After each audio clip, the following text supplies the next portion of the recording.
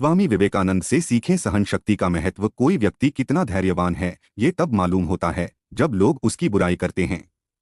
जब हमारे सामने हमारी ही बुराई होती है उस समय हमारे धैर्य की परीक्षा होती है। अपनी बुराई सुनकर अधिकतर लोग गुस्सा हो जाते हैं, लड़ाई करने लगते हैं, लेकिन ऐसा नहीं करना चाहिए। आलोचना सुनकर उन बातों को सहन कर लेंगे तो कई परेशानियों से बच सकते हैं। ये बात स्वामी विवेकानंद के एक किस्से से समझ सकते हैं। एक दिन रामकृष्ण परमहंस के शिष्य स्वामी विवेकानंद ट्रेन के फर्स्ट क्लास में बैठे हुए थे। उस समय में ट्रेन के फर्स्ट क्लास में सफर करना बहुत महंगा था। सामान्य लोग उस डिब्बे बैठ नहीं पाते थे। स्वामी जी का पहनावा भगवा यानी साधु वेश था। यात्रा के बीच में दो अंग्रेज उनके पास आकर बैठे। दोनों अंग्रेज ट्रेन के फर्स्ट क्लास में एक साधु को देखकर हैरान थे। उन्होंने सोचा कि साधु पढ़े लिखे नहीं होते हैं, ये हमारी भाषा अंग्रेजी नहीं जानता होगा।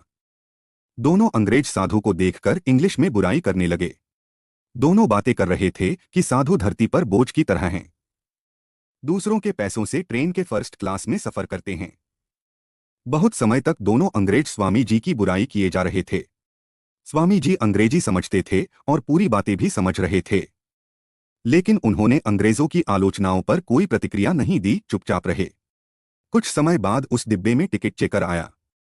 जब वह स्वामी जी के पास पहुंचा तो उन्होंने उससे अंग्रेजी में बातें की। ये देखकर दोनों अंग्रेज और ज्यादा हैरान हो गए। दोनों अंग्रेजों को अपनी गलती का एहसास हो गया। दोनों अंग्रेजों ने स्वामी जी से माफी मांगी और कहा कि आप अंग्रेजी जानते हैं और हम आपके सामने लगातार आपकी बुराई कर रहे थे, फिर भी आप चुप थे। आपने हमें जवाब क्यों नहीं दिया? स्वामी जी बोले कि आप जैसे लोगों की आलोचनात्मक बातों की वजह से ही मेरी सहन शक्ति निखरती है। मैं किसी भी स्थिति में मेरा धैर्य नहीं छोड़ सकता।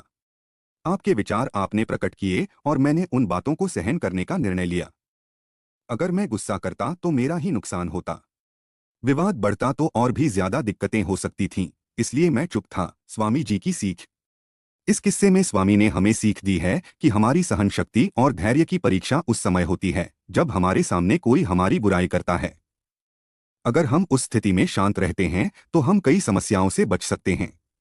ऐसी ही यूनिक स्टोरी के लिए चैनल को लाइक, सब्सक्राइब और शेयर जरूर करें ताकि हम आपके सामने और भी ऐसी वीरांगनाओं और महापुरुषों की कहानी लेकर आते रहें। जय श्री राम।